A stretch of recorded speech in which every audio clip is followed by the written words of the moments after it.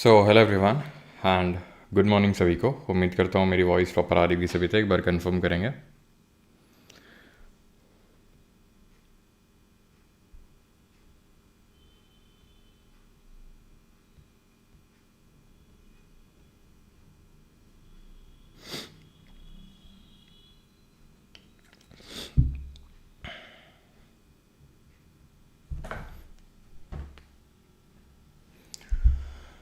Confirm करिए एक बार सारी चीज़ें प्रॉपर हैं कि नहीं।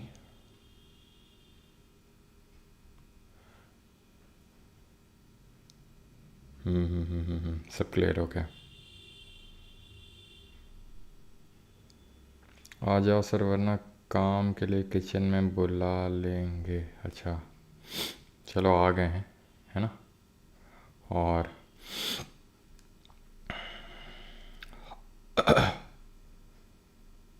टाइम पे आया करो यार। रोज़ रोज़ का तुम लोग का हो गया लेट का। हाँ क्यों चल नहीं पाएगा ऐसे, मैं बता रहा हूँ फिर। हाँ जी तो स्टार्ट करते हैं। लेक्चर 2 रहने वाला है आईबी का ये एंड पीवाई की सीरीज़ का। पहला लेक्चर हम कर चुके हैं, ठीक है। तो जितने भी एक तो हमारे ये पूछे गए एग्ज़ाम में, आईबी के एग्ज़ाम में, वो सारे हम लोग करने वाले हैं 1 बाई 1। मतलब जितने भी पिछले बार के सेट हैं उसके पिछले बार के सेट हैं, सारे पी वाई क्यूज़ हैं, सेट वाइज हम लोग इनको फिनिश करने वाले 1 by 1। Okay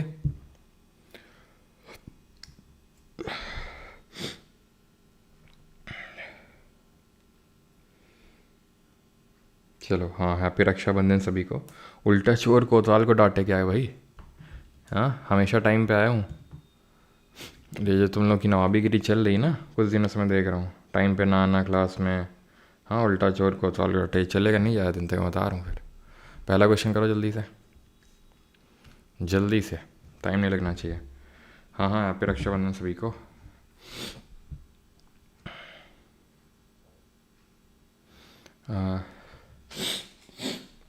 sir how about starting a PTS. हाँ स्टार्ट करते हैं पीटीएस भी।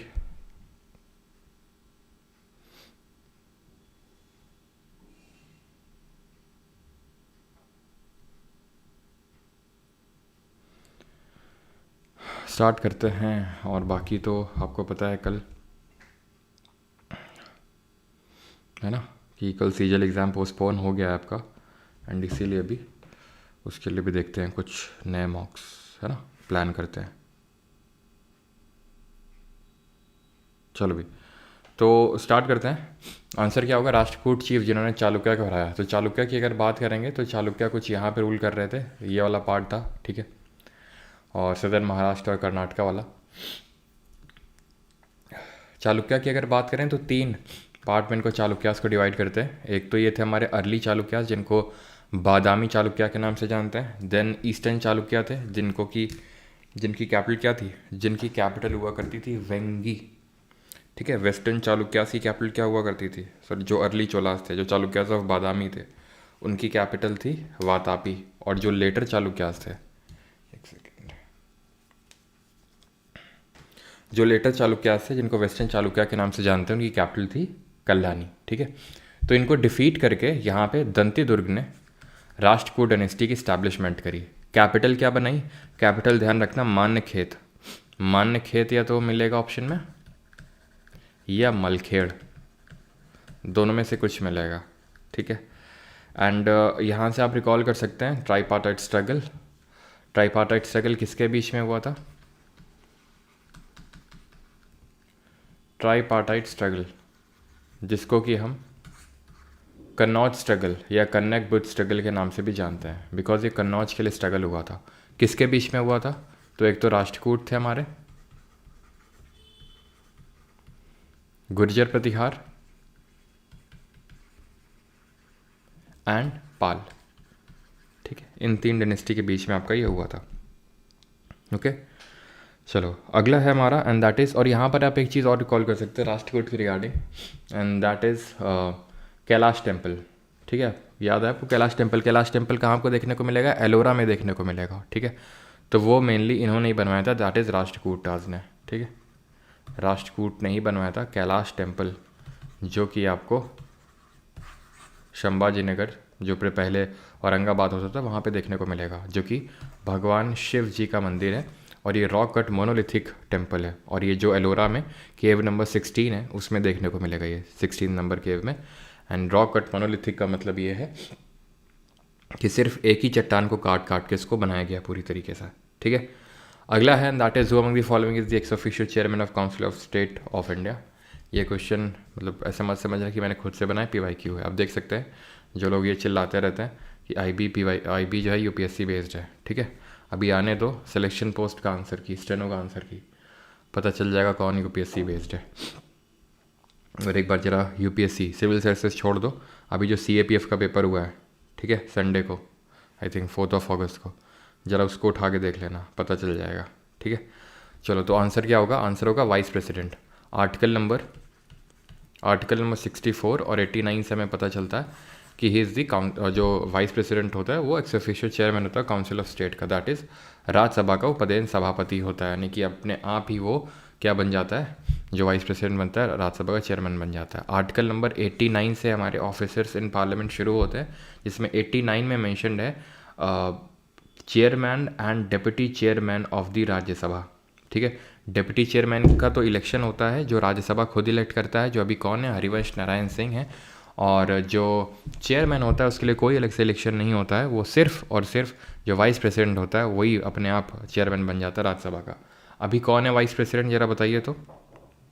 और ये चीज़ ध्यान रखनी है, अगर आर्टिकल नंबर 90 की बात करेंगे तो 90 इनके वैकेशन या रेजिग्नेशन या रिमूवल की बात करता है। वैकेशन, रेजिग्नेशन एंड रिमूवल की बात करता है ये। अब रिमूवल की जब हम बात करते हैं तो अभी हमने देखा है वाइस प्रेसिडेंट जी ने क्या दिया है, रेजिग्नेशन दिया है, उनका रिमूवल नहीं हुआ है। और उन्होंने किसको दिया है, प्रेसिडेंट को दिया है, जगदीप धनखड़ ने। तो chairman of Rajya Sabha resigns by writing to the president, because president vice president को रेजिग्नेशन देता है। रिमूवल की जब बात करते हैं तो वाइस प्रेसिडेंट के अगर रिमूवल की बात करेंगे तो राज्यसभा में ही इसका रेजोल्यूशन स्टार्ट होता है, हो सकता है इसके रिमूवल का। वहाँ पर हमें इफेक्टिव मेजॉरिटी चाहिए पास करवाने के लिए, एंड लोकसभा को सिर्फ सिंपल मेजॉरिटी से एग्री करना है, ख़त्म बात, ठीक है। और डिप्टी चेयरमैन के लिए सिर्फ राज्यसभा में इफेक्टिव मेजॉरिटी चाहिए एंड ख़त्म बात, उसको रिमूव किया जा सकता है, ओके। देन अगर बात करेंगे आर्टिकल नंबर, अगर मैं बात करूं स्पीकर और डिप्टी स्पीकर किस आर्टिकल में दिए हुए हैं जो लोकसभा के हैं, स्पीकर और डिप्टी स्पीकर, तो आर्टिकल नंबर 93 में दिए हुए हैं, ठीक है। आर्टिकल नंबर जो 93 उसमें स्पीकर और डिप्टी स्पीकर के बारे में दिया हुआ है। Which of the following languages is or are spoken in Meghalaya. Meghalaya में कौन सी भाषा बोली जाती है, कॉकबोरॉक, गारो या फिर खासी, बताओ। कोल्ड हो गया हमारे गुरुजी का, हाँ यार कोल्ड हो गया, पता नहीं कैसे, शायद कल रात में गर्म दूध पी के शायद ठंडा पानी पी लिया इसी वजह से। तो following languages is or are spoken in Meghalaya, तो गारो और खासी बोली जाती है। कॉकबोरॉक की अगर बात करेंगे तो it is spoken in Tripura, Tripura में बोली जाती है। और हमें पता है कि गारो खासी जो है हिल्स के नाम है, जो ट्राइब्स के नाम पे ही पड़े हैं, ये 3 हिल्स हैं, गारो खासी जयंतिया।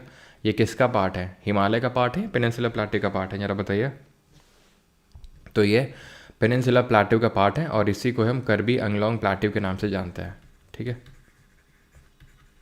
करबी अंगलोंग प्लेटू बोलते हैं। ये गारो है, ये खासी है और ये जयंतिया है। यहाँ पर आप फेस्टिवल भी रिकॉल कर सकते हैं। वैसे तो अभी जो SSC का नया ट्रेंड है उसमें करंट अफेयर और ठाकुर अभय सिंह चौहान मिल जाएंगे आपको, चिंता मत करो उसको, ठीक है। IBSIO के करंट अफेयर्स मैं आपको दे दूंगा, आपको ज़्यादा लोड लेने की ज़रूरत नहीं है। गारो वंगाला फेस्टिवल सेलिब्रेट करती है एंड जो डांस भी होता है जिसको हम फेस्टिवल ऑफ 100 ड्रम्स भी बोलते हैं। खासी नोंगक्रेम और जयंतिया बहदीन खलाम फेस्टिवल सेलिब्रेट करती है, ठीक है। तो ये चीज़ पता होनी चाहिए। In the context of panchavrat in Jainism which of the following means non stealing. Jain धर्म में पंचव्रत के संदर्भ में निम्नलिखित में से किसका अर्थ चोरी ना करना है, अपारिग्रह, ब्रह्मचर्य, अहिंसा या अस्तेय। तो ध्यान रखना ये है आपका, देखो ये होते हैं हमें 5 वोज इन जैनिज्म, अहिंसा, सत्य, अस्तेय, ब्रह्मचर्य और अपारिग्रह। अहिंसा मतलब नॉन वायलेंस, सत्य का मतलब ट्रूथफुलनेस, अस्तेय मतलब कुछ चुराना नहीं है, दैट इज़ नॉन स्टीलिंग, ब्रह्मचर्य मतलब सेलिबेसी, एंड अपारिग्रह मतलब कोई चीज़ को पजेस नहीं करना है, मटेरियलिस्टिक नहीं होना है, नॉन पोजीशन फॉलो करना है। तो यहाँ पर अगर हम देखें अहिंसा, सत्य, अस्तेय, असत्य नहीं है वो अस्तेय है, ब्रह्मचर्य, अन, अपारिग्रह। तो यहाँ पर अगर हम देखें तो नॉन स्टीलिंग किसका मतलब है, तो नॉन स्टीलिंग है अस्तेय का मतलब, ठीक है। आगे बढ़ते हैं। एंड यहाँ से आप रिकॉल कर सकते हैं जैनिज़्म के त्रिरत्न। त्रिरत्न क्या होते हैं जैनिज़्म का, तो जैनिज़्म के त्रिरत्न होते हैं KFC, KFC, राइट नॉलेज यानी साम्यक जानना, right faith and right conduct, ठीक है। ये होते हैं त्रिरत्न जैनिज़्म में। लेकिन अगर हम बात करेंगे त्रिरत्न बुद्धिज़्म में तो क्या होते हैं, तो त्रिरत्न बुद्धिज़्म में अगर हम बात करेंगे तो बुद्धा, धम्मा और संघा होता है, ठीक है। ये चीज़ ध्यान रखना और ये भी लिख लो बिकॉज पूछ चुका है ना सिविल सर्विसेज में कि भाई साम्यक दर्शन, साम्यक जानना किसको बोलते हैं। तो ये तो हो जाएगा साम्यक जानना, साम्यक जानना नॉलेज। फेथ की बात करेंगे तो साम्यक दर्शन, ठीक है, साम्यक दर्शन। एंड कंडक्ट की बात करेंगे तो साम्यक चरित्र, साम्यक चरित्र, ओके। आगे बढ़ता है। Which of the following article of the constitution explains the office of the CAG. CAG को कौन एक्सप्लेन करता है, बहुत अब देख रहे हैं। मतलब मैं खुद सरप्राइज हो गया था जब इसको IBSIO का लेवल UPSC से कंपैरिजन, मैं बताता रहा हूँ। अब CAPF का, सिविल सर्विसेज छोड़ दो, CAPF का पेपर हुआ था, ज़रा वो उठा के देख लेना, ठीक है। चलो भाई, तो दैट्स एक्चुअली ज्ञान, ओके। साक्षी जी ज्ञान बोलते हैं उसको, लेकिन ठीक है मैंने ऐसे ही पढ़ा था तो इसी वजह से आदत पड़ी हुई है, साम्यक ज्ञान, ठीक है। तो कैग की अगर बात करेंगे तो पार्ट नंबर 5 में, ठीक है, पार्ट नंबर 5 में चैप्टर नंबर जो 5 है उसमें दिया हुआ है ये एक सिंगल मेंबर्ड बॉडी होती है। यानी कि जैसे कि इलेक्शन कमीशन में पढ़ते हैं 3 मेंबर्स होते हैं, ठीक है, और ये सिंगल मेंबर्ड बॉडी होती है। मतलब सिंगल मेंबर्ड का मतलब जो कॉन्स्टिट्यूशन में मेंशन है, ऐसा नहीं कि अकेले ही सारा काम करता है, ऑब्वियसली बात है, स्टाफ वगैरह सारी चीज़ें तो होती हैं। तो सिंगल मेंबर्ड बॉडी है and he is also known as the guide and philosopher of which committee, which parliamentary committee, guide and philosopher of which committee. And ये चीज़ ध्यान रखना है। एंड साथ ही साथ he is the guardian of public purse, guardian of public purse, ठीक है। तो आंसर होगा ऑप्शन नंबर D 148, 149 है, 150 है, 151 है जो इसके आर्टिकल से डील करता है। यहाँ पे इसकी ड्यूटीज़ है लिखी हुई हैं, यहाँ पर उसको किस तरह के अकाउंट्स मेंटेन करने, forms of accounts to be maintained.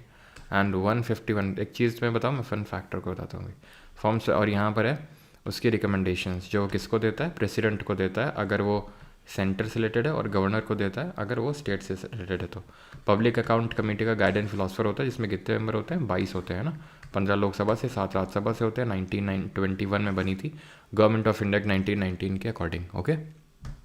चलो, और अभी कौन है कमेंट में बताइए, करंट कौन है और पहले कौन थे। तो फन फैक्ट मतलब अभी एकदम से मुझे रिकॉल आया कि जो मेरा पहला फ़ोन चोरी हुआ था वो रक्षाबंधन के दिन हुआ था, पता है। मतलब जिस दिन ऐसा फ़ोन चोरी हुआ था मेरा, उसी दिन ही मतलब मेरी दादी जी भी एक्सपायर हुई थी, रक्षाबंधन का दिन था वो। तो करंट एंड फर्स्ट, ठीक है। तो करंट अगर बात करेंगे तो कौन है, संजय मूर्ति है सर। यूपीएसआई के लिए देखते हैं, ठीक है, संजय मूर्ति। और फर्स्ट की अगर बात करेंगे तो V नरहरि राव, ओके। चलो, which of the following statements are, happy Raksha Bandhan सभी को। Which of the following statements are correct regarding the Hunter Education Commission, ठीक है। 1882 में जो बना था हंटर एजुकेशन कमीशन, उस टाइम पे वॉइस रॉय कौन था जरा बताइए, who was the viceroy in 1882, recall करो। IBSA के लिए बिल्कुल फील्डिंग सेट है आज, अच्छा।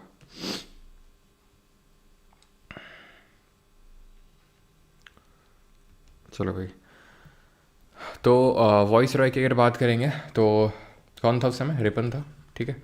और रिपन को बहुत कामों के लिए जाना जाता है। पहली बात तो वर्नाकुलर प्रेस एक्ट रिपील करने के लिए, आर्म्स एक्ट रिपील करने के लिए दोनों लेटन लाया था 1871 में, दोनों को 1878 में दोनों को रिपील किया था रिपन ने। रिपन को father of local self government बोलते हैं। एल्बर्ट बिल कंट्रोवर्सी हुई थी इसी के टाइम पे। फर्स्ट फैक्ट्री एक्ट आया था 1881 में इसी के टाइम पे, which seek to regulate the conditions of workers in the factories.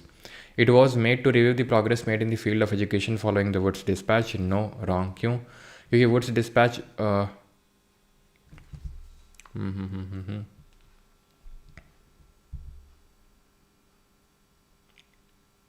Okay ठीक है, तो गलत इसलिए है बिकॉज जो वुड्स डिस्पैच था वो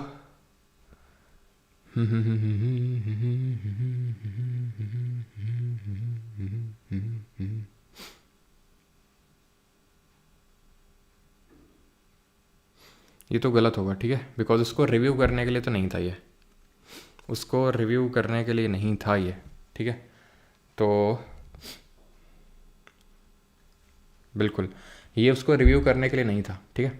वुड्स डिस्पैच बहुत पहले आया था 1854 में, 1854 में, ठीक है। और इट लेट तो पहला वगैरह एलिमिनेट होता है, पहला गया यहाँ से, ठीक है। 3 अपने आप से ही हो गया। अब 2 या 4 में एक अपने को पकड़ना है, ठीक है। 2 या 1 सेकेंड, रुको रुको रुको। Private initiative in the field of education should not be encouraged. जो प्राइवेट इनिशिएटिव एनकरेज नहीं किए जाने चाहिए, तो एकदम ही गलत है, बिकॉज ऐसा कोई प्रोविज़न नहीं था कि भाई प्राइवेट इनिशिएटिव्स को एनकरेज नहीं किया जाना चाहिए, ठीक है। तो चौथा वाला तो यहाँ पर गलत होगा, सिंपल आंसर हो जाएगा 2 and 3। Okay, 2 and 3 would be the correct answer. Clear है? आगे बढ़े, अगला क्वेश्चन ये रहा। विच of the following statement is correct about Ellora caves. तो एलोरा गुफाओं के बारे में कौन सा कथन सही है? Ellora caves consist of only 24 monasteries and temples extending over more than 2 kilometers. It illustrates the spirit of tolerance that has characteristics of ancient India। बताओ। तो अगर हम एलोरा की अगर बात करेंगे तो एलोरा की केव्स हैं कहाँ पर? तो एलोरा की केव्स आपको देखने को मिलेंगी औरंगाबाद, मतलब जो अभी करंट में संभाजी नगर हो चुका है, तो संभाजी नगर ही लिखो, ठीक है, संभाजी नगर। और ये जो है टोटल 34 है, ठीक है, 34 रॉक कट केव्स हैं ये, 34 रॉक कट केव्स है, जिनमें कि तीनों धर्म, दैट इज़ हिंदू, मतलब ब्राह्मणिज्म आप लिख सकते हो, या ब्राह्मणिज्म भी लिख के आ सकता है, then Jainism and then Buddhism. और अगर ये पूछ लेगा कि सबसे ज़्यादा किसकी हैं, तो सबसे ज़्यादा भी किसकी है? हिंदुइज़्म, दैट इज़ ब्राह्मणिज्म की है, देन बुद्धिज़्म की, एंड देन उसके बाद जैनिज़्म की है। ये चीज़ आप ध्यान रखिएगा, ठीक है। और एलोरा की अगर बात करेंगे तो यहीं पे कैलाश टेम्पल है जो मैंने आपको बताया था, और ये यूनेस्को वर्ल्ड हेरिटेज साइट बना था, पता है आपको कब? 1983 में, 1983 में, 1983 में ये बना था आपका, इसको स्टेटस मिला था यूनेस्को वर्ल्ड हेरिटेज साइट का। तो टोटल 24 नहीं है बल्कि टोटल 34 रॉक कट केव्स है। और ये मेनली जो बनवाई गई थी, मेनली तो जो वकाटक रूलर थे उनके टाइम पे। और इसमें आपके कुछ चैत्य हैं और कुछ विहार हैं। चैत्य और विहार क्या होते हैं? चैत्य होते हैं जहाँ पर प्लेस ऑफ वर्शिप होती है, जहाँ पर पूजा करी जाती है, एंड विहार क्या होता है? जहाँ पे आपका मोनास्ट्री, मतलब जहाँ पे लोग रहते हैं, ठीक है, जो बुद्धिस्ट मंक्स हैं वो रहते हैं, विहार। और चैत्य जहाँ पर वर्शिप करी जाती है। तो आंसर हो जाएगा आपका ओनली 2, ऑप्शन नंबर 4।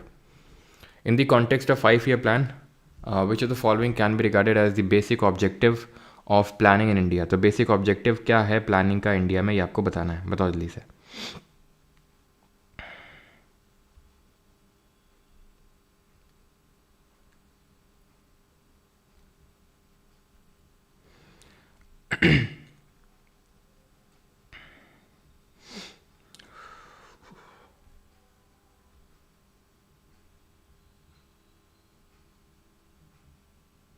चलो तो करें start both. Okay, only extreme keywords data fact है, नहीं होगा तो। A sizeable increase in the national income so as to raise the level of living in the country. बिल्कुल सही है। Reduction in equalities in income and wealth and a more even distribution of economic power. दोनों ही अगर आप देखोगे तो affirmative type के स्टेटमेंट्स हैं। कोई डेटा, कोई फैक्ट इस तरह से आपको देखने को नहीं मिल रहा है, ना ही कुछ एक्सट्रीम कीवर्ड। अगर मैं आपसे पूछूं किस पर्टिकुलर 5-year प्लान में ये गोल रखा गया था कि नेशनल इनकम को डबल करना है, तो क्या आंसर होगा आपका? डबल करना।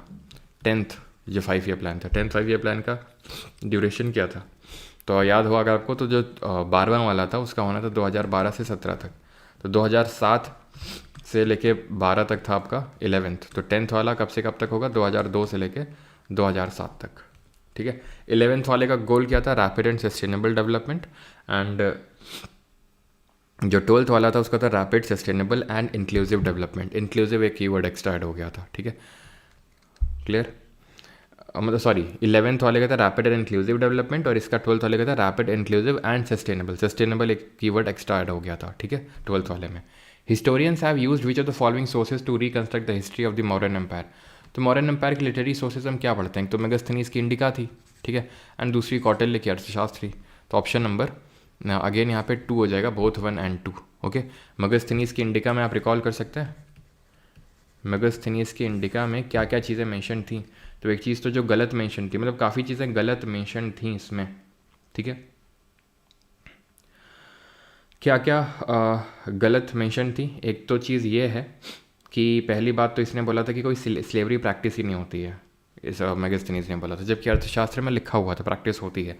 और अब वैसी बात है, कौटिल्य तो प्राइम मिनिस्टर थे उस टाइम पे, चंद्रगुप्त मौर्य के टाइम पे, तो वो ज़्यादा सही लिखेंगे। देन इंडिका में ये लिखा था कि 7 कैटेगरीज में या फिर 7 वर्णों में इंडियन सोसाइटी डिवाइडेड है, विच वॉज नॉट ट्रू, जबकि 4 वर्णों में थी, ब्राह्मण क्षत्रिय वैश्य शूद्र। इन्होंने क्या बोला था, 7, और उसको हम कैसे याद करते हैं, PCS 2 करके, ठीक है, PCS 2 काउंसिलर्स, ठीक है, PCS 2 काउंसिलर।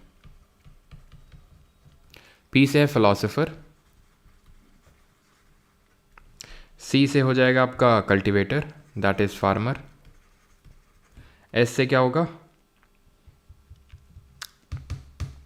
शेफर्ड, ठीक है, कि जो ये सारी चीज़ जो हर्ट्समैन होता है, ठीक है। T से हो जाएगा trader, warrior, that is soldier. O से ओवरसियर, ठीक है, एंड काउंसिलर। तो ये PCS 2, मतलब ये याद रखना कि वो पूछता है पहले में कौन था, दूसरे में कौन था, तीसरे में कौन था, चौथे में, 5वें में, 6वें में, 7वें में, तो इसीलिए ऑर्डर में याद करना ज़रूरी है। Which the following can be regarded as an element of weather and climate. तो एलिमेंट किसको हम कंसिडर करेंगे, वेदर एंड क्लाइमेट का। अच्छा, डिफरेंस क्या होता है वेदर एंड क्लाइमेट में, तो वेदर जो होता है वो शॉर्ट टर्म एटमॉस्फेरिक चेंजेस को दिखाता है, वहीं क्लाइमेट जो होता है लॉन्ग टर्म एटमॉस्फेरिक चेंजेस को दिखाता है। लगभग 30 साल का हम डेटा लेते हैं क्लाइमेट को कैलकुलेट करने के लिए। And talking about the elements of weather and climate, तो it is temperature, it is precipitation, and along with that इसके अलावा एटमॉस्फेरिक प्रेशर भी है, ठीक है, एटमॉस्फेरिक प्रेशर है। देन इसी में आपका विंड आ जाएगा, wind system. Then humidity, humidity को किससे मेजर करते हैं जरा बताइए, प्रेशर, प्रेशर तो हो ही गया, एटमॉस्फेरिक प्रेशर, प्रेशर, क्लाउडीनेस। तो आंसर यहाँ पर ऑप्शन नंबर 3 होगा। Talking about the humidity, it is measured through hygrometer. Wind के लिए यूज़ करते हैं, विंड स्पीड के लिए एनीमोमीटर, और डायरेक्शन के लिए यूज़ करते हैं विंड वेन को। Talking about the wind system, तो ग्लोबल सर्कुलेशंस देख लेते हैं हम किस तरह से विंड का होता है। तो ये होती है हमारी ट्रेड विंड्स। ट्रेड विंड्स 2 तरह की होती हैं, ठीक है।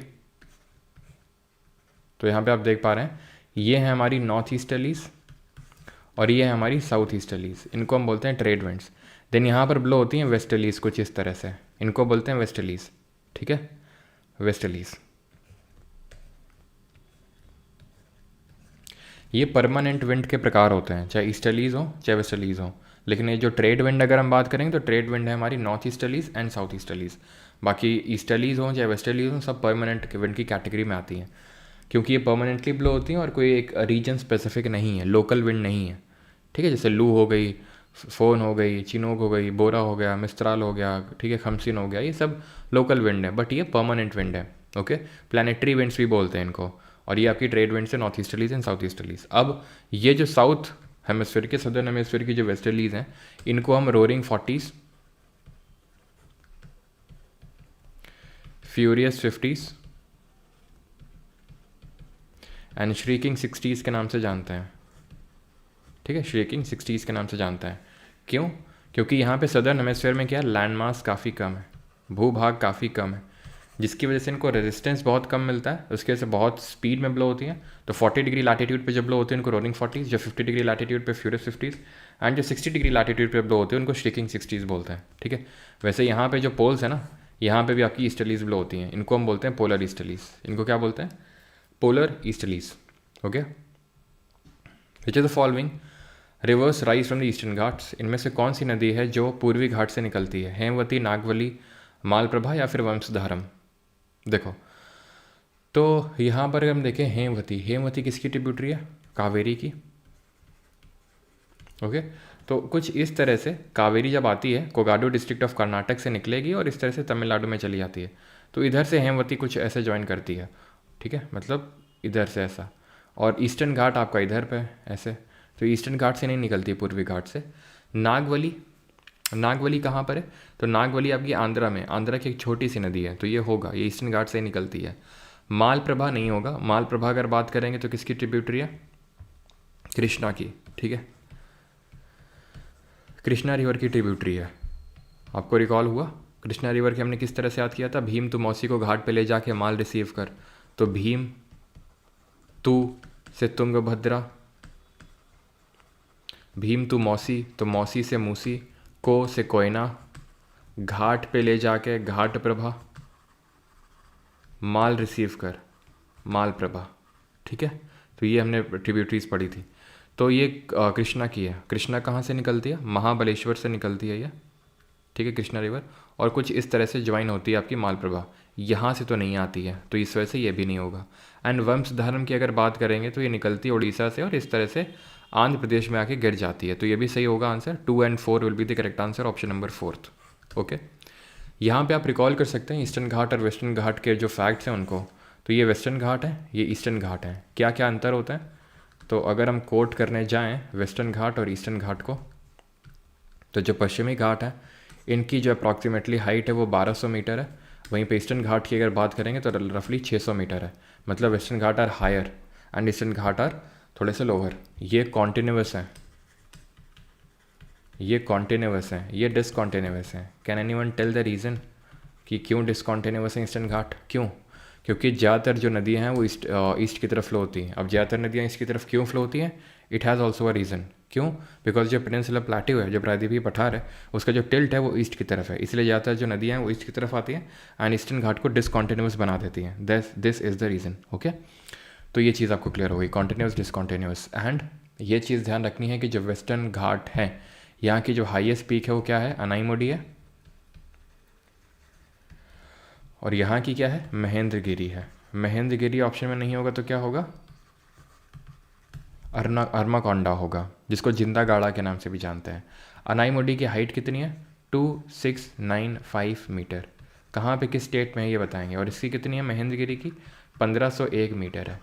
हाइट की बात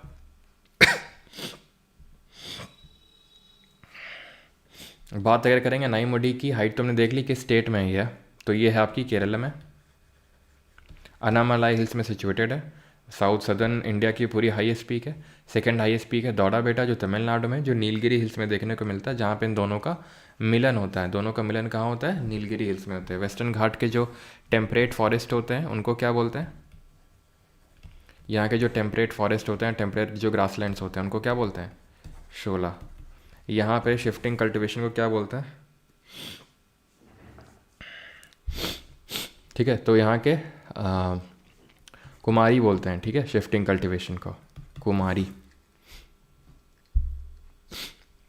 विच is the following statement regarding Jainism consider करना है और बताना इनमें से कौन सा सही है। ये बहुत इंपॉर्टेंट होता है, ये देख लिया करो। बिल्कुल 2637 मीटर दौड़ा बेटा की है, ये ज़रूर देख लिया करो कि ट्रू करेक्ट पूछा है इनकरेक्ट पूछा है। 24 tirthankaras were responsible for the origin and development of the Jain religion philosophy.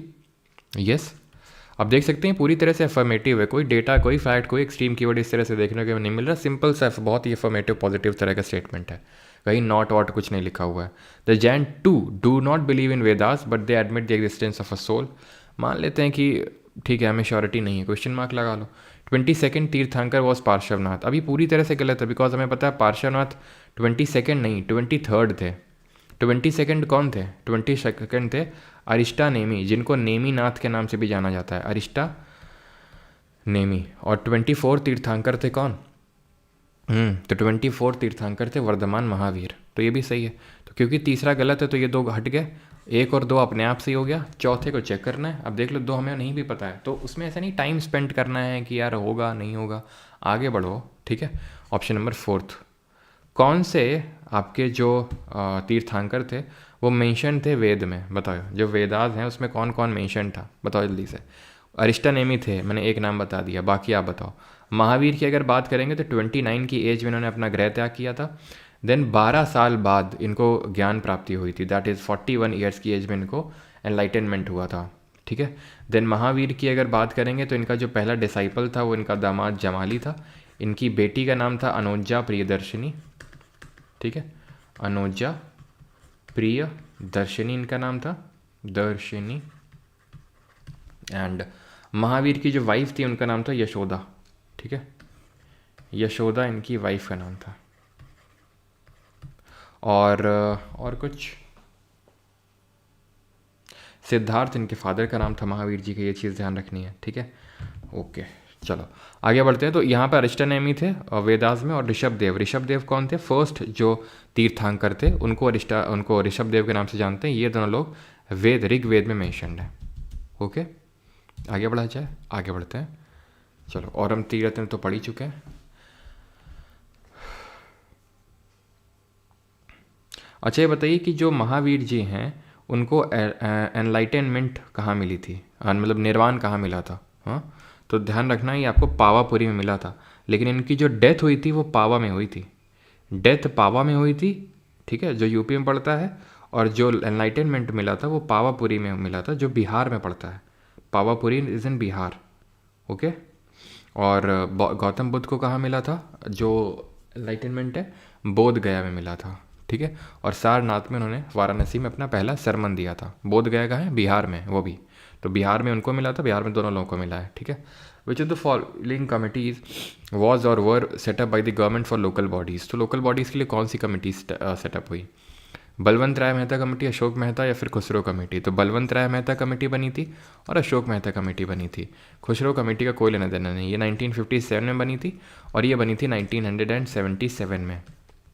Then इसने बोला था 3 टियर पंचायती राज व्यवस्था को सेटअप करने के लिए, और इसने बोला था 2 टियर पंचायती राज व्यवस्था को सेटअप करने के लिए। फाइनली जो 70th, और किसने बोला था कि कॉन्स्टिट्यूशनल स्टेटस मिलना चाहिए? विच committee asked for the constitutional status of the panchayat? कि कॉन्स्टिट्यूशनल स्टेटस मिलना चाहिए और रिवाइटलाइजेशन होना चाहिए पंचायत का। तो यहाँ तो एक तो village level, intermediate level and block level या डिस्ट्रिक्ट लेवल, ठीक है। विलेज, इंटरमीडिएट और डिस्ट्रिक्ट लेवल, 3 टियर पंचायती राज सिस्टम को फाइनली सेटअप किया गया 73rd अमेंडमेंट से, जिससे कि पंचायत को कॉन्स्टिट्यूशनल स्टेटस मिला। 1992 में हुआ, 24 अप्रैल को इसको लागू किया 1993 को, इसीलिए इस दिन को मनाते हैं पंचायती राज दिवस के रूप में। और ये चीज़ आपको ध्यान में रखनी है कि 73rd अमेंडमेंट ने 11th शेड्यूल को ऐड किया, पार्ट नंबर 9 को ऐड किया, एंड आर्टिकल नंबर 243 से 243O को जोड़ा। कॉन्स्टिट्यूशनल स्टेटस की अगर बात करेंगे तो ये एलएम सिंघवी कमेटी ने बोला था। एक और कमेटी बनी थी इसको लेके, लोकल गवर्नमेंट को लेके, एंड दैट वाज थुंगॉन कमेटी। ये है, हम बात करें 73rd अमेंडमेंट से रूरल लोकल गवर्नमेंट। वहीं 74th अमेंडमेंट से अर्बन लोकल गवर्नमेंट को स्टैब्लिश किया गया था, जिसको म्यूनिसिपैलिटी के नाम से जानते हैं, जिसने कि शेड्यूल नंबर 12 को ऐड किया था। इसमें टोटल 29 फंक्शनल आइटम्स हैं, तो वहीं 12th शेड्यूल में 18 फंक्शनल आइटम्स है। ये चीज़ आपको ध्यान में रखनी है। आपके लिए क्वेश्चन ये है कि कहाँ पे 2 टियर पंचायती राज सिस्टम को स्टैब्लिश किया जा सकता है, वहाँ पर इंटरमीडिएट को बाईपास किया जा सकता है। कहाँ पे, कोई बताएगा कहाँ पे? और ये तो क्वेश्चन बताओ, और दूसरा ये क्वेश्चन बताओ कि किस में रिजर्वेशन के बारे में लिखा हुआ है, किस आर्टिकल में रिजर्वेशन इन पंचायत? तो 2 टियर पंचायती राज सिस्टम तब सेटअप किया जा सकता है जब पॉपुलेशन, जो जनसंख्या है वो 20 लाख से कम हो। Population if it is less than 2 million, तो वहाँ पर इंटरमीडिएट को बाईपास किया जा सकता है। विलेज और सिर्फ डिस्ट्रिक्ट लेवल को रखा जा सकता है। रिजर्वेशन हम ऐसे याद करते हैं, दलित रिजर्वेशन तो 243D। किसको रिजर्वेशन मिला हुआ है? तो वेमेन को रिजर्वेशन मिला हुआ है, प्लस SCs को रिजर्वेशन मिला हुआ है। तो वेमेन को 1/3 रिजर्वेशन मिला हुआ है, ठीक है, including the seats in chairman level also, and SCs को मिला है उनकी प्रपोर्शन ऑफ पॉपुलेशन में, उनकी पॉपुलेशन के प्रपोर्शन में। सारे आर्टिकल हम याद कर चुके हैं, सारे आर्टिकल आपको रटे हुए होने चाहिए। तो अभी हम लोगों ने पॉलिटी का बम शॉट भी किया है, तो अगर जिसको पॉलिटी करना है, ठीक है, IB एग्ज़ाम के लिए, तो वहाँ से कर सकता है। पूरा पॉलिटी हमने लगभग 6.5 घंटे में ख़त्म किया है वहाँ पे, ठीक है। तो आप प्लीज़ एक बार उसको गो थ्रू कर लीजिएगा, ठीक है। 243I में बिल्कुल फाइनेंस कमीशन, अगर आप रिवाइज करना चाहते हो तो चलिए मैं करवा देता हूँ। 243 में ग्राम सभा है, जो कि एकदम सबसे बेसिक लेवल की बॉडी है, जिसका पार्ट सभी लोग होते हैं गांव के जिनका इलेक्टोरल रोल में नाम है, वो सभी लोग। 243 में डेफिनेशन, 243A में ग्राम सभा है, 243 में कॉन्स्टिट्यूशन है, 243C में कॉम्पोजिशन है। सारी जो सीट्स हैं, ऑल सीट्स डायरेक्ट इलेक्शन के थ्रू भरी जाएंगी, चेयरमैन की भरी जाएंगी इनडायरेक्ट इलेक्शन के थ्रू। लेकिन विलेज लेवल में चेयरमैन की डायरेक्ट भी हो सकती है, इनडायरेक्ट भी हो सकती है, वो वहाँ का स्टेट लेजिस्लेचर बताएगा। 243D रिजर्वेशन ई ड्यूरेशन 5 साल का होता है, और अगर प्री मेच्योर डिसोल्यूशन हो गया तो फिर क्या करना होता है, रिमाइंडर जो नई पंचायत बनती है सिर्फ रिमाइंडर ऑफ द टर्म के लिए सर्व होती है। एफ में है डिस्क्वालिफिकेशन, किसी को सिर्फ इसलिए डिस्क्वालीफाई नहीं किया जा सकता कि उसकी उम्र 25 नहीं हुई, क्योंकि पंचायत का चुनाव लड़ने के लिए 21 साल की उम्र चाहिए, ना कि 25 साल। 25 साल किसके लिए चाहिए बताइए कमेंट में। 243F, एफ से फेल, ठीक है, डिस्क्वालीफाई। देन जी गोली खाते ही पावर आ जाती है, तो पावर, अथॉरिटीज़ एंड रिस्पॉन्सिबिलिटीज़ दी हुई हैं, ठीक है। 243H हाउस, एच से हाउस टैक्स, तो टैक्स के बारे में कि टैक्स लेवी कर सकता है वो, ठीक है। आई से इनकम से फाइनेंस। जे से जांच, तो ऑडिट दिया हुआ है, audit of panchayat. Okay election हो गया, ठीक है, तो इलेक्शन। एल लग गए किसके, यूटीज़ के, तो ये यूटीज़ में किस तरह से अप्लाई होंगे वो यहाँ पे लिखा हुआ है 243L में। MNO ऐसे याद करने की ज़रूरत नहीं है, उतना इंपॉर्टेंट नहीं है, और अगर पूछेगा भी तो भी आप एलिमिनेट कर देंगे, बिकॉज सारे तो हमने याद कर ही लिए हैं। ओके, क्लियर है। और 243O बस ध्यान रखना, उसमें क्या है, बार टू इंटरफेरेंस बाई कोर्ट्स, यानी कोर्ट इन मैटर में इंटरफेयर नहीं कर सकती हैं, ठीक है। और जो पंचायत और नगर पालिका के चुनाव है वो कौन करवाता है, स्टेट के इलेक्शन कमीशन करवाता है। चोला के रिस्पेक्ट में यहाँ पर क्वेश्चन है, ये लैंड डोनेशन किया करते थे चोला एम्पायर वाले। तो जो ब्रह्मदेह ये जो ब्राह्मण्स को लैंड डोनेट की जाती थी वो थी। एंड देवदान, देव मतलब टेम्पल्स को, एंड विलन वह गई नॉन ब्राह्मण्स को। तो 312 ऑप्शन नंबर 2 सही आंसर होगा, 312। ओके, देन शाल भोग क्या होती थी, शाल भोग कौन सी लैंड होती थी, the land gifted to schools, जो स्कूल्स को वो होती थी, ये चीज़ ध्यान रखना है आपको, ठीक है। एंड पल्ली चंदम,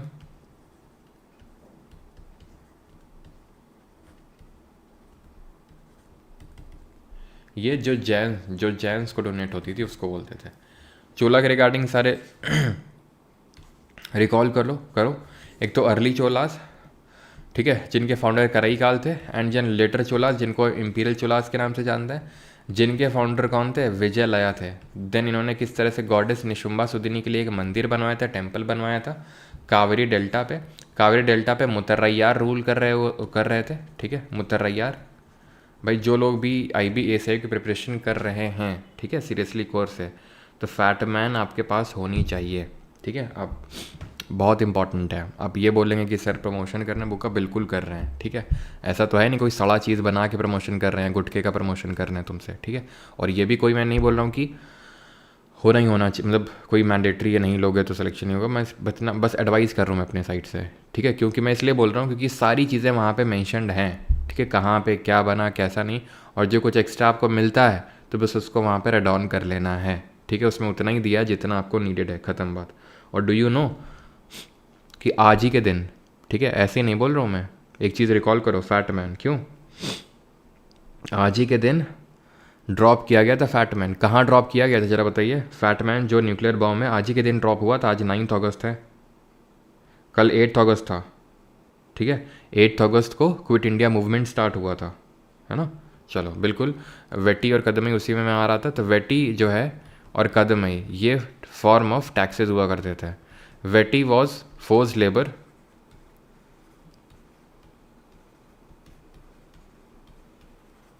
तो पेपर 2 के लिए ऐसे और सब करवा दीजिएगा, वो अभी नहीं, उसमें सफिशिएंट टाइम मिलता है, ठीक है। मेन तो नोटिफिकेशन और पेपर 1 में टाइम नहीं मिलता है, तो हमें उस पर थोड़ा सा फोकस करना है, ध्यान रखना, ठीक है।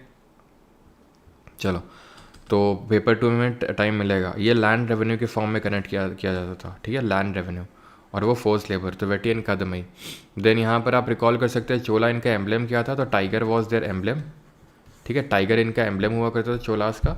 एंड इनका जो टेम्पल आर्किटेक्चर है उसको भी आप रिकॉल कर सकते हैं कि जो दो तरह के हम टेम्पल पढ़ते हैं, एक तो बृहदेश्वर में और एक ऐरावतेश्वर में।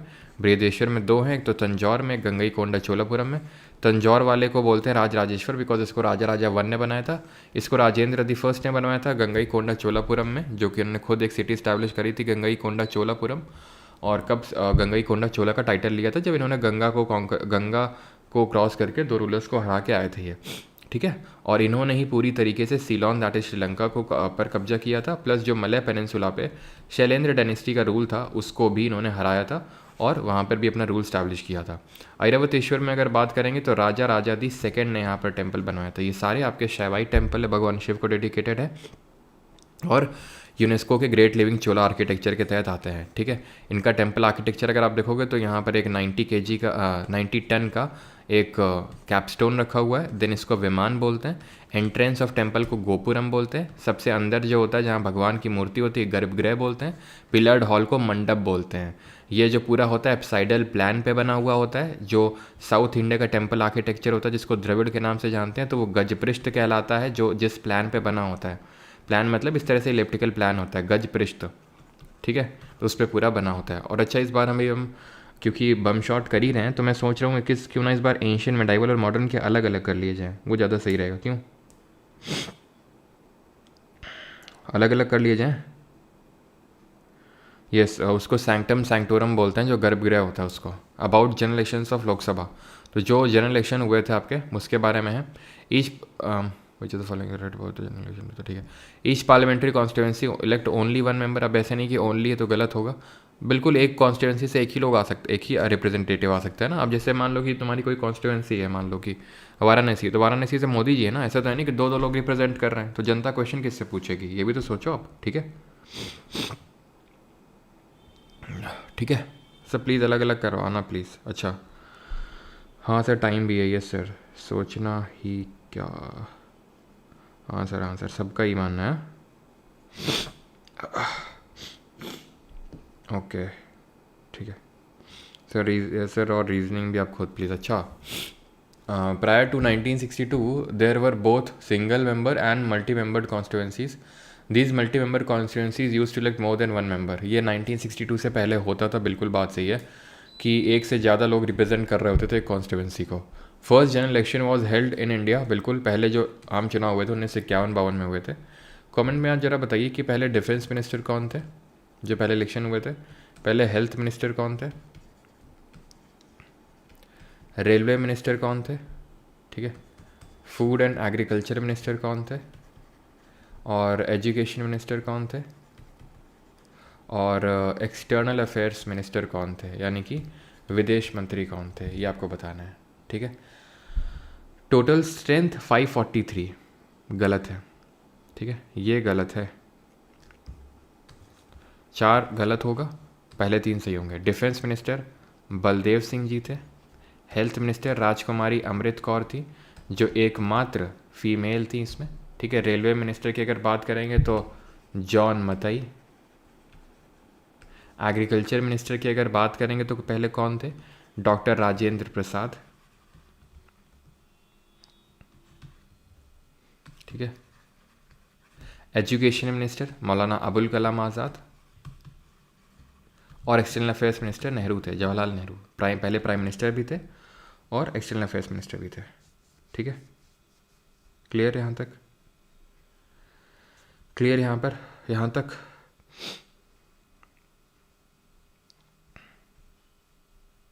और अच्छा एक सेकंड ध्यान रखना, ये राजेंद्र प्रसाद जी पहले एग्रीकल्चर मिनिस्टर थे, लेकिन कंफ्यूज इसमें ये मत होना। चलो यहाँ पर मैं लिख देता हूँ अलग से। इंतरिम गवर्नमेंट जो बनी थी ना पहले, उसमें यही थे, ठीक है। बाद में किदवई बन गए थे, राफिद अहमद किदवई, ठीक है। तो पहली जो ये बनी थी आपकी, दैट इज़ इंतरिम गवर्नमेंट बनी थी 2 सितंबर 1946 को, जिसके प्रेसिडेंट कौन था, माउंटबैटन था, वाइस प्रेसिडेंट उसमें नेहरू थे, तो उसमें ये बने थे, ठीक है, एग्रीकल्चर मिनिस्टर। देन बाद में किदवई बन गए थे, राफिद अहमद किदवई, जो इलेक्शंस हुए थे, ठीक है। क्लियर। अभी कौन है एग्रीकल्चर मिनिस्टर, ज़रा बताइए तो।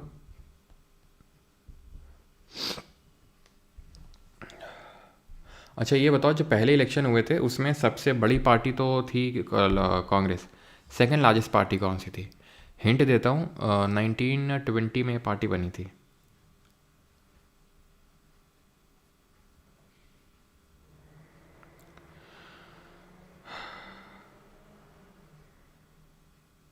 सर कितना?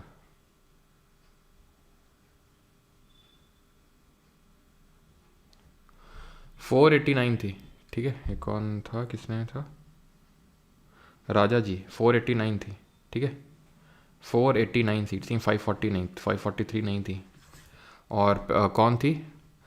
CPI थी, that is Communist Party of India, जो 1920 में ताशकंद उज़्बेकिस्तान में बनी थी by Manindra Nath Roy, and then 1924 में फॉर्मलाइज हुई थी कानपुर में। Economists have found that poor nations can progress if they have a good industrial sector. Yes, agriculture provides employment which is more stable than employment in industry. ये नहीं है सही, agriculture उतना stable नहीं होता है अगर आप देखो तो। क्यों?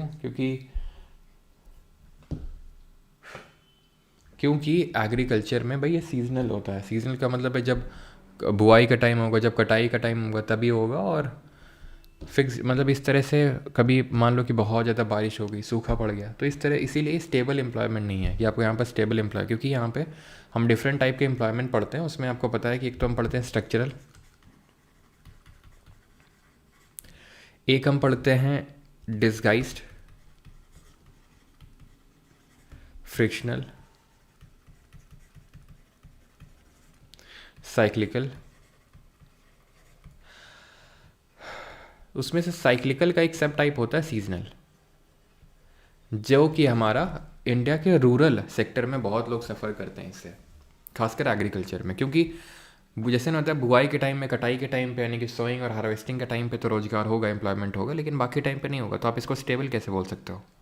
फ्रिक्शनल इसको सर्च या वॉलंटरी अनएम्प्लॉयमेंट बोलते हैं, जब कोई एक जॉब से दूसरी जॉब पे स्विच कर रहा हो, या फिर एक जॉब में है बट बेटर प्रॉस्पेक्ट्स के लिए खुद को अनएम्प्लॉयड रख रखा है, that is frictional.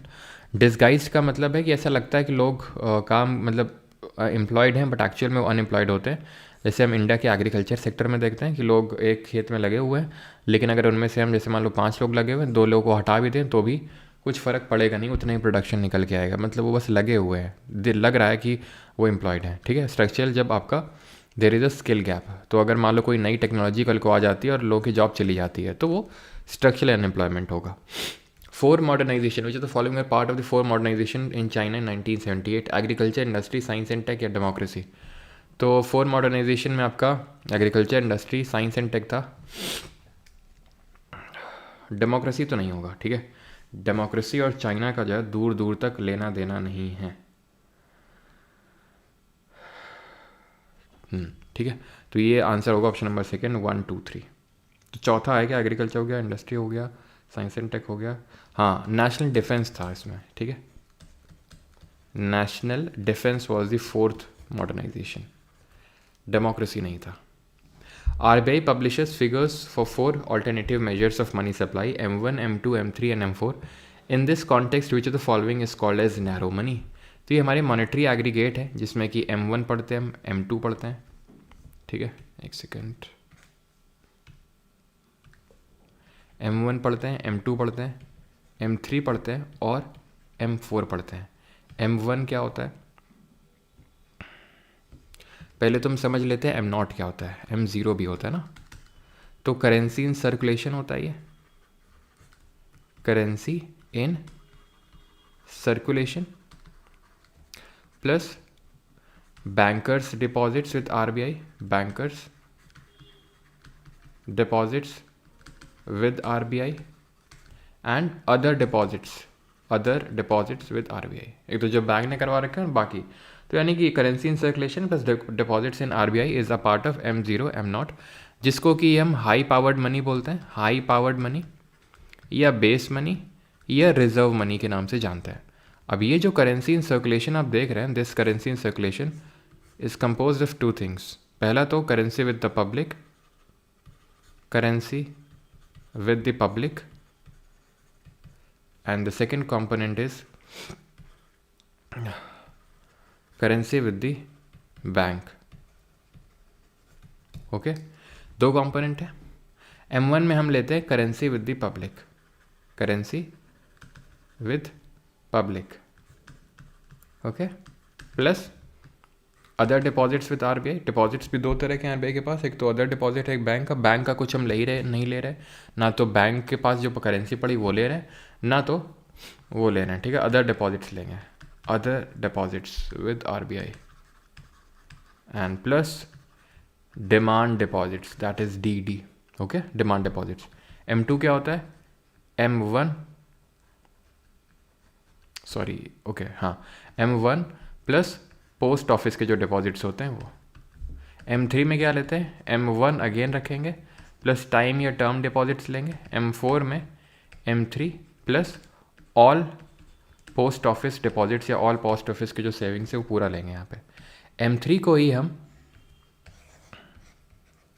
Monetary aggregate के नाम से जानते हैं, क्योंकि भारत में जो ज़्यादातर जो पैसा पड़ा हुआ है बैंकों के पास है, वो भी टाइम या टर्म डिपॉजिट के फॉर्म में है, जो क्या होता है, fixed deposit, recurring deposit, FD RD ये सब होते हैं, ठीक है। तो इसलिए इसको मॉनेटरी एग्रीगेट या फिर ब्रॉड मनी बोलते हैं, broad money.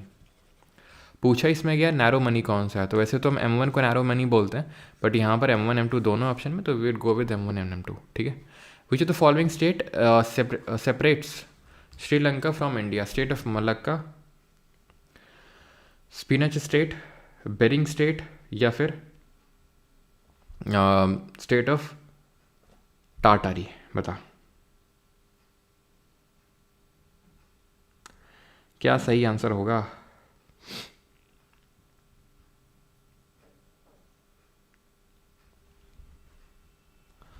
State of Malacca की अगर बात करेंगे, what is a state, state क्या होता है, जो कनेक्ट करता है, connects to water bodies and separates to land masses, ठीक है, to land masses. State of Malacca की अगर बात करेंगे तो ये मलय पेनिनसुला, ठीक है, मलय पेनिनसुला को अलग करता है किससे, सुमात्रा से, ठीक है, मलेशिया का पार्ट है, ये इंडोनेशिया का पार्ट है। इसी तरह आपका, अच्छा, दो इनको तो अलग कर रहा है, जोड़ किसको रहा है, मलक्का स्टेट, तो ये जोड़ रहा है अंडमान सी को, साउथ चाइना सी से जोड़ रही है, ठीक है। एंड अगर बात करेंगे यहाँ पर सुंडा स्टेट की, सुंडा स्टेट, तो ये किसको अलग करता है, जावा एंड सुमात्रा को, दोनों ही इंडोनेशिया का पार्ट है, जावा एंड सुमात्रा, और कनेक्ट किसको करता है, जावा सी को इंडियन ओशन से। बेरिंग स्टेट की अगर बात करेंगे तो ये आपका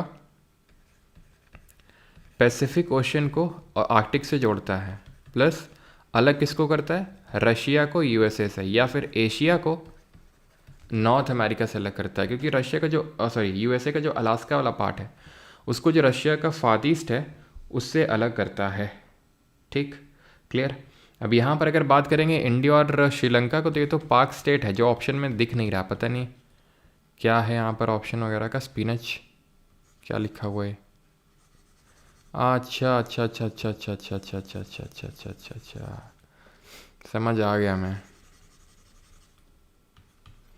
पता है क्या हुआ यहाँ पे, तुम लोग को समझ, तू समझा, तो नहीं समझा, समझ में आया तुम लोग को, ये स्पिनच स्टेट क्या लिखा हुआ है यहाँ पे, फिर मैं बताता हूँ, गेस करो क्यों लिखा होगा यहाँ पे, देखते हैं कितने लोगों का गेस काम करता है, क्यों।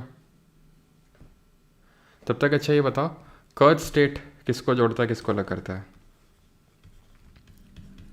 कर्ज state, Black Sea and Sea of Azov, Black Sea and Sea of Azov, ये बहुत न्यूज़ में रहता है, क्योंकि जो क्रीमिया रीजन है उस पर यूक्रेन का, उसमें रशिया ने अधिग्रहण कर रखा है, तो रशिया यूक्रेन की वॉर की वजह से बहुत ज़्यादा ही न्यूज़ में रहता है, ठीक है। देन अगर मैं बात करूँ बॉस्फोरस स्टेट, फॉस्फोरस नहीं है बेटा, बॉस्फोरस स्टेट है, तो क्यों, बॉस्फोरस ये आपको देखने को मिलेगा तुर्की में, ठीक है, ये ध्यान रखना है कहाँ पे, तुर्की में है ये, ओके। तो मतलब है क्या कि जो तुर्की है, दैट इज़ टर्की, वो यूरोप में भी है, वो एशिया में है, तो ये इसको अलग करता है, मतलब एक एनाटोलिया रीजन पड़ता है, वो एशिया में आता है, उसको अलग करता है यूरोपियन टर्की से, यानी एशियन टर्की को यूरोपियन टर्की से अलग करता है बॉस्फोरस। नामकरण कर दिया पाक इन इंग्लिश। स्पिनच मीन्स पालक। हाँ, वो पाक को पालक कर दिया उसने एक्चुअल में। गूगल ट्रांसलेट से कुछ कुछ हुआ है यहाँ पे, और पाक को पालक कर दिया स्पिनच। वही मैं साला उतनी देर से सोच रहा हूँ कि भाई ये नई कौन सी स्टेट आ गई, साला आज तक नहीं पढ़ा इसके बारे में, जाके पक्का पढ़ूंगा। स्पिनच स्टेट ही क्या है भाई ये। ठीक है तो खैर,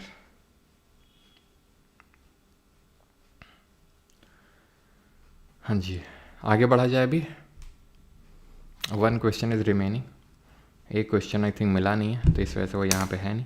बाकी जितने क्वेश्चंस थे वो हमने कर लिए। ऑलराइट, चलो तो यहाँ पर हमारा ख़त्म होता है। जल्दी से बताएंगे 19 में आपने कितना क्या स्कोर किया। ये मैगज़ीन वगैरह है कि स्पॉटिफाई पे अवेलेबल है।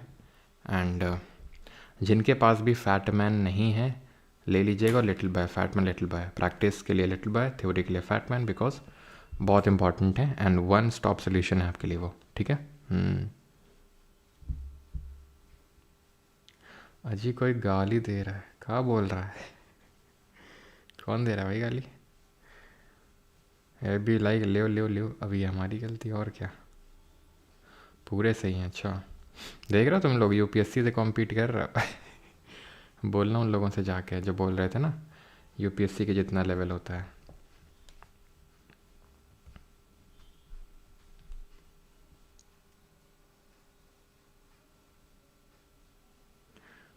My girl tied rakhi, what to do, what to do, पैर छू लो। अब क्या ये रखा है दुनियादारी में, एक्सेप्ट कर ही लो अब तुम भी।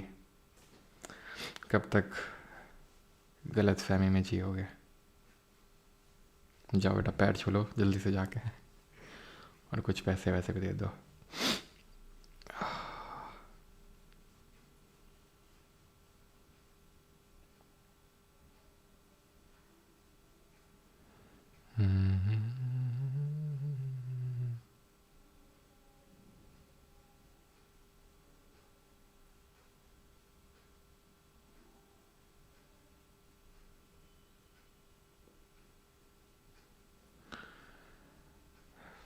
आज तो पैसा ही पैसा होगा। यस, मैथ्स वाले जीएस की बुक निकाल रहे हैं, आप भी निकाल दो जीएस की। अच्छा कब निकाल दें बताओ?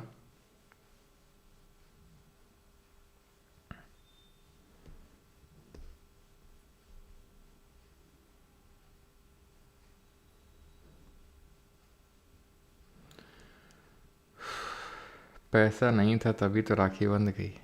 बात तो ये भी सही है, बात तो ये भी सही है यार, क्या ही कर सकते हैं। ये काफ़ी डीप क्वेश्चंस हैं and deep questions need deep answers, जो यहाँ पे ऐसे खुलेआम नहीं दिए जा सकते हैं।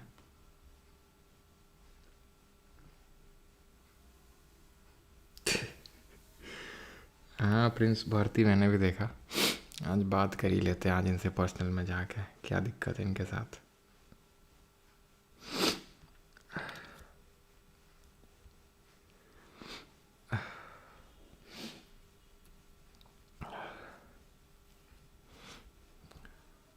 एक मई को कलिंजर दिवस है।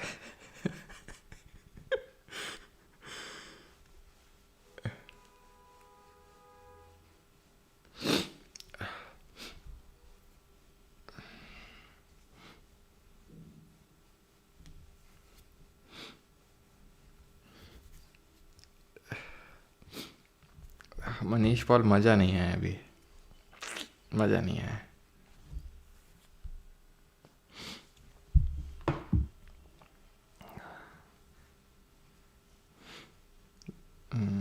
चलो भाई, थैंक यू सभी को।